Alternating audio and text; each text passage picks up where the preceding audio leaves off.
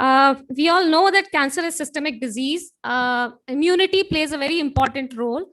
It does cause a lot of functional and compositional changes in our immune system.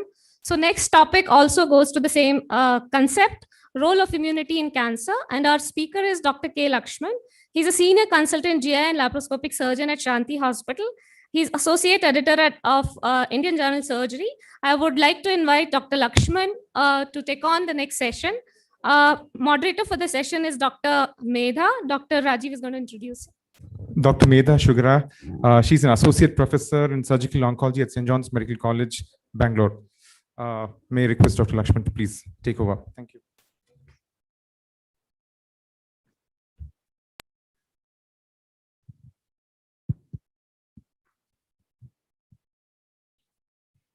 Good evening, everyone. It's an honor and pleasure to be a part of this landmark conference, and I congratulate Dr. Nanda and her entire team for their effort. The topic for discussion now is the role of immunity in cancer.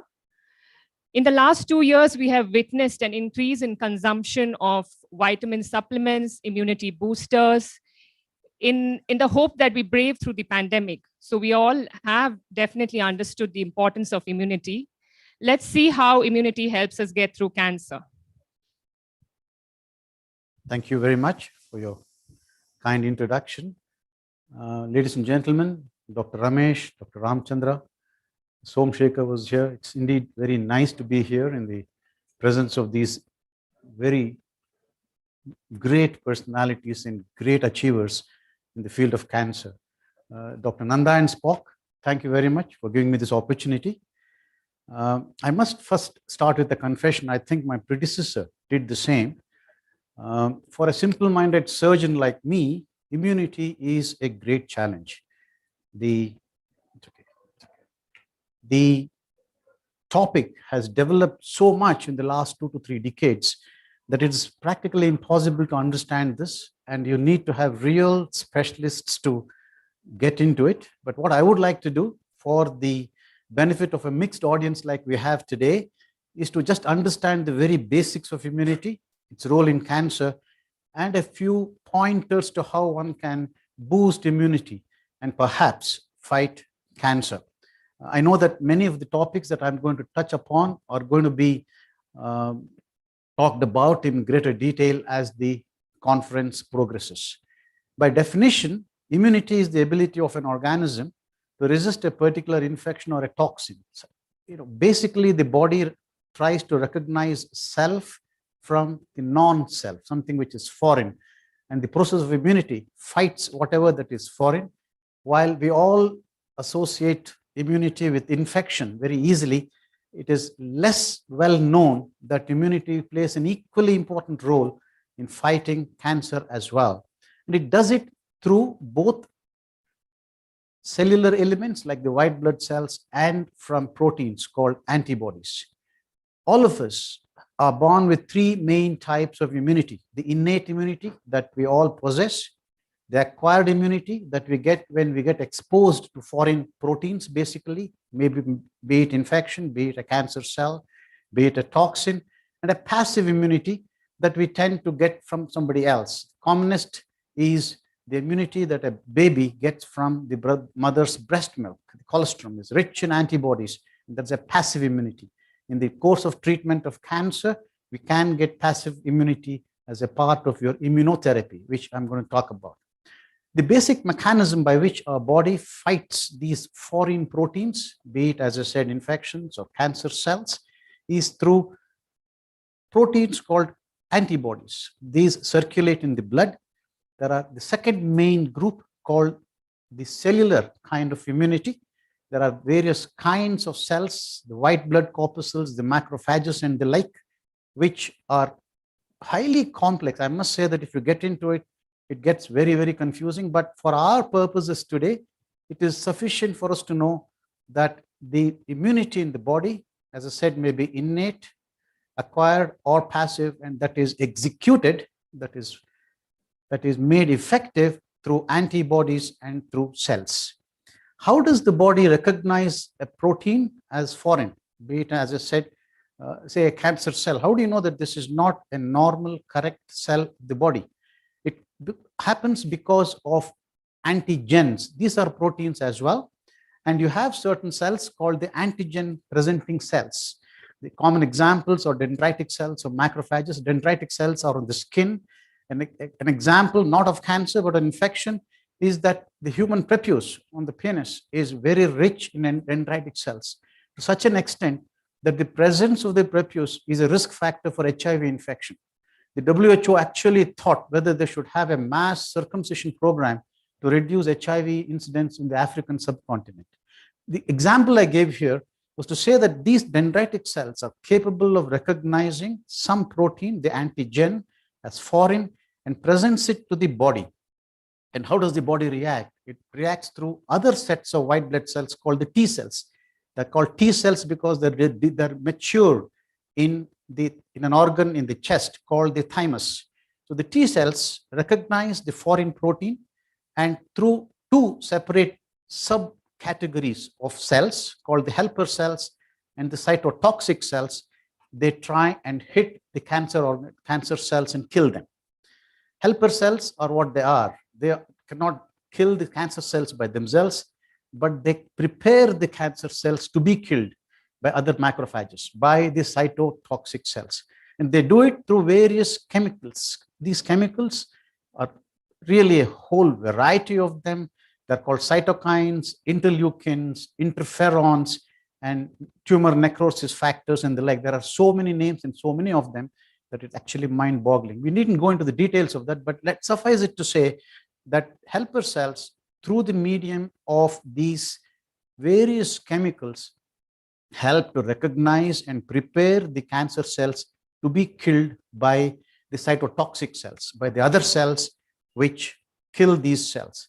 And again, the tumor destruction, the actual killing of the cancer cells, occur through three separate but interrelated mechanisms. They may be antibody mediated. The body produces these antibodies. They go and get stuck onto the cancer cells and prepares them, as it were, for the macrophages, for these other kinds of white cells to actually kill them. And that's a process also called opsonization. There is another separate pathway called the complement. We needn't go into the details, but just to understand that the macrophages and a subset of white blood cells called the natural killer cells go and kill these cancer cells. And one gets a cancer only if these defense mechanisms that we naturally possess are overwhelmed. All right. You will learn as the conference goes along that because of various toxic influences on the body, maybe our lifestyles, the toxins that we are related to, the food that we consume, genomic changes in the genes and the expression of genes are very common. So it's very common to have thousands of cells trying to turn into cancer cells in the body. That's a natural phenomenon. But nature has given us this capacity through the immune system to fight that as well. And so if you have good immunity, the theory is that if you have good immunity, you will have the capacity within your body to fight these natural phenomena which tend to encourage cancerization of cells, if you want to call it that. And so we need to understand that the whole process, which is summed up in this particular diagram, the antigens of the cancer are recognized and presented to the T cells through the antigen presenting cells. There is a T cell trafficking, infiltration. These are all the processes and the recognition. And finally, the mechanisms, the three mechanisms that I mentioned about, which kill these cancer cells. Now, oncologists, I'm a surgeon. I'm not an oncologist. My predecessor, Vineet, is an oncologist. He will know a lot more about it than I do. But they use this to treat cancer apart from the chemotherapy, from another fundamental branch of treatment of cancer called immunotherapy. It is important to understand that the immunotherapy may be an active process or it can be a passive process. Passive process is where you actually give the body pre-formed antibodies or cells or whatever. That is, adoptive immunotherapy is actually getting these killer cells presented or giving it to the patient. Monoclonal antibodies are again antibodies which may be specific or non-specific, giving these to the patients to kill the cancer cells that they have in them. That is the passive method. The active method is where the body is encouraged to initiate or augment the response to fighting the cancer. It can be either specific or non-specific. As I mentioned, you can have cytokines, these chemicals that I mentioned about, interferons, for example, that can be given to the patient. You can vaccinate them. One of the common examples of vaccination is giving the ordinary BCG vaccination, the anti-tuberculosis vaccination for bladder cancers. It's one of the simplest and the oldest examples of vaccination, and a much more complex phenomenon called checkpoint inhibition. Just to dilate on it for half a minute, what happens is that just like the immune system prevents cancer by killing them, there is also another arm of the same immune system which actually blocks the antigens which can potentially expose the cancer cells to killing by the killer cells. I hope I have not confused you. These antigens, these proteins go and sit on those antigens on the cancer cells, which would otherwise be prepared by the natural immune system to be killed by the cancer cells. So what it essentially means is that there is one arm of this immune system which prevents the other rest of the major immune system from doing its job. And so there are chemicals which can prevent this occurrence. And so that's one of the latest things in immunotherapy, the so-called checkpoint inhibitors. There are many medicines that have come into the market, and you can use those to boost immunity anyway.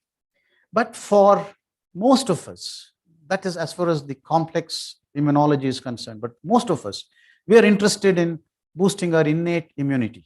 It's a general lifestyle that has been the basis of this conference. And there are 2 or 3 things that we need to talk about. We need to talk about anxiety and emotions. I'm going to touch upon 2 or 3 other aspects. And as I said earlier, it's going to be dilated upon later in the conference. Our gut, our intestines carry billions and billions of bacteria. There are good bacteria and there are bad bacteria. The totality of these microbes in the gut is called microbiota. And the microbiota have a tremendous role in various aspects of human functioning, including the occurrence and the prevention of cancer. So these have a major role to play in what is called immunosurveillance. That is the gatekeepers which prevent these early cancer cells from becoming full-blown cancer. And they also have an effect on the toxicity, the bad effects, and the effectiveness of immunotherapy. And so it's now known that if you manage somehow to get the good bacteria in and reduce the bad bacteria in the gut, that you will have a good protection against various diseases, including cancer. High fiber, low fat diet increases the good bacteria. And the good bacteria are the 2 I have mentioned there, the Faecalibacterium and Bifidobacterium. You can have very specially made probiotics, which are conglomerations or groups of these bacteria which you can ingest, and perhaps quite repulsive to even think about it, there is actually preparations of the human feces. It's called the FMT, fecal microbiota transfer, which actually protect you against various diseases. Nutrition, again, exercise, again, nutrition and exercise have a huge impact on our immunity. It has been very clearly shown in various studies that good nutrition and good exercise or regular exercise have a salutary effect on the cytokines and the hormones. And they have a direct effect on the T cells, the thymus-derived white cells that I spoke about. It's one of the primary drivers of our immunity. So good nutrition and good exercise has a direct effect on that. And as can be expected, malnutrition, undernutrition has a negative effect on these. So it is important to make sure that we have a good exercise and have a moderate, good nutrition. Of course, exactly what it is will be talked about later. And as another corollary, it's also known that obesity, where your body mass index is over 25, has a state where there is chronic inflammation, low level of chronic inflammation, and that changes the cells, the activity of the cells, and very clearly documented increased incidence of several cancers, including colon, breast, and pancreatic cancers. It has been shown in people with obesity. So what is the standard advice? This is just an overview, and you will hear more about it later. Try to remain lean with an acceptable body weight, minimize consumption of alcohol, reduce consumption of red and processed meat, consume omega-3 fatty acids if you can, the common substances, food items that contain these are fish, soya, and flaxseed. Exercise regularly, stop smoking, and consume more vegetables, essentially more fiber in the diet. The other aspect, we talked about microbiota. The other aspect that we need to touch about is sleep. Again, somebody's going to talk about it in a very big way. This is a complex diagram that I put up, but what we are actually saying is that lack of sleep increases the pro-inflammatory cytokines and makes you more prone to cancer. It is mediated through a hormone called melatonin, which is produced in the pineal gland. What is very interesting is it's not just the sleep, but actually the light and darkness that is more important. So if you are not asleep, but if you have your lights off at the regulated time, you're not in a well lit room, melatonin behaves as if you're actually sleeping. So it's not just the lack of sleep, but actually the light and day phenomena that you should focus on. Before I close, all these things are extremely good. They are new and they're extremely important. I'm not taking it away from our cancer specialists or oncologists, but for the layperson in the group, I would like to stress on, just 30 seconds, please. Stress on 3 or 4 important questions they must ask.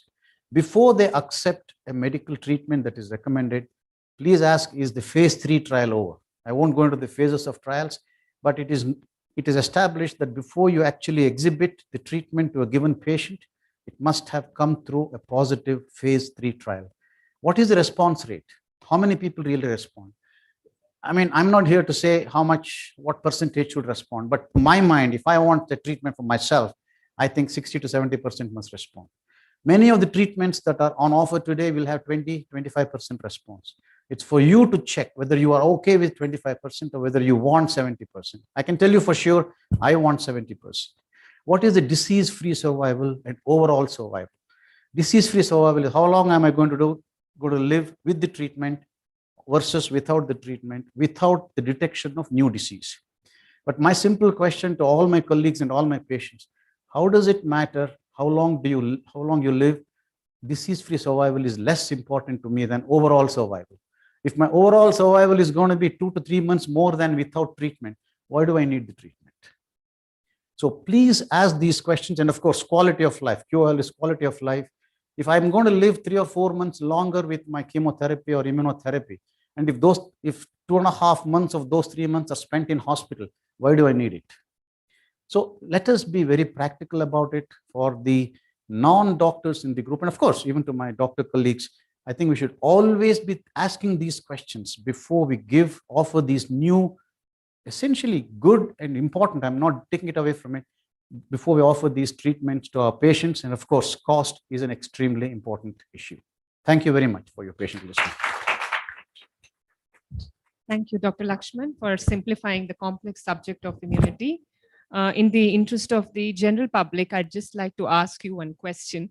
Very often, patients diagnosed with cancer do ask, is it safe to consume immunity boosters? I think a lot of ads they do see on the messaging platforms and online, and those diagnosed with cancer do want to take it along with or instead of the standard treatment.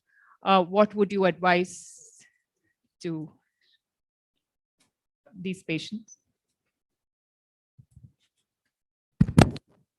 I have a very strong view about it. I think what's out there on the net has nothing to do with reality. A lot of it. It may be a very sweeping, scathing statement, but we in medicine today follow what is called evidence-based practice. Dr. Ramesh alluded to that very, very clearly. And we have to ask ourselves whether a statement that is made out there on the net, or even by your own doctor, whoever it is, whichever specialist or whatever, wherever you go, you have to have in mind whether there is evidence for that recommendation or not. If there isn't a good quality evidence, I do not think you should take it. Not causing harm is not enough in my view. It should actually do good. So unless you have clear evidence for two things, A, doing good, and B, and even more stronger evidence for not doing harm, I do not think you should take any medication. Thank you, sir. I suppose we can conclude that when we go for treatment, better to go for evidence-based treatment, and other times better to adopt lifestyle changes to prevent